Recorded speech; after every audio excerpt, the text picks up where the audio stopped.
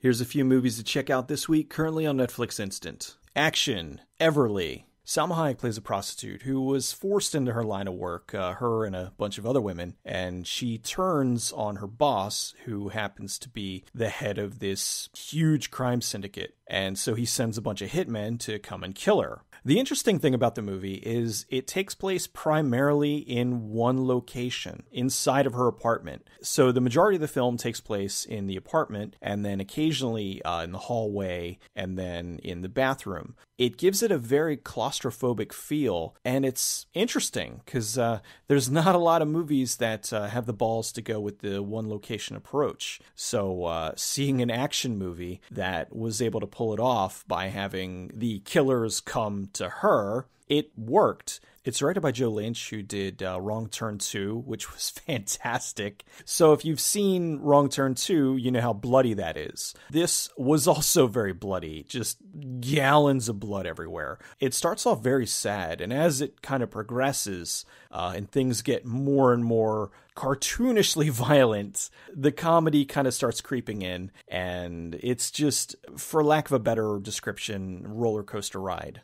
Sci-fi comedy, Galaxy Quest. With a heavy heart, I recommend this movie because we just lost Alan Rickman. What a terrific actor, and from the people who worked with him, he was a terrific man. The movie Galaxy Quest is kind of a spoof on Star Trek, but they do throw some other sci-fi in there as well. Primarily, though, it is a goof on Star Trek. The comedy is spot on. I think the effects are really good, and for a movie from 1999, they still hold up very well. I don't know what happened when the movie came out, whether people were just sick of Tim Allen back then or if it just wasn't marketed well, but it opened in 7th place and it just didn't really catch on for quite a while. It wasn't until I'd say about the mid-2000s, about when it was rediscovered and people really started loving the film. I'm not going to talk too much about it because going into it, I just don't want to spoil anything. Seriously, if you like Star Trek or sci-fi movies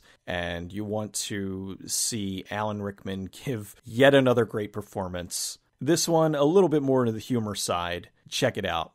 War drama, Inglourious Bastards. With The Hateful Eight in theaters, why not go back and watch a Quentin Tarantino movie from a few years ago? Although I can't believe it's 5, nearly 6 years ago that the movie came out. Brad Pitt leads a group of Jewish soldiers that are tracking down and hunting Nazis, as he so eloquently put it. Initially, people were talking about Brad Pitt's performance, but eventually it was overshadowed by Christoph Waltz, who played the Colonel, and what an amazing character. Just brilliantly acted and utterly hateable. The movie takes some licenses with history, especially towards the end, but it never said that it was going to be 100% factual. It's a movie. Horror. Dead Silence. From Mr. Creepy Puppet himself, James Wan, the movie that was originally called Shh, about the ghost of a murdered ventriloquist. And if there's a murdered ventriloquist, you know there's going to be a creepy ventriloquist dummy. The movie got completely overlooked when it first came out. While it's not as scary or, dare I say, as revolutionary as the first Saw, it was still an intensely scary ghost movie. A guy returns to his hometown and he's trying to dig up information about the murder of his wife. While he's there, he finds out about the murdered ventriloquist and then starts to see ghosts and puppets and creepy, creepy stuff.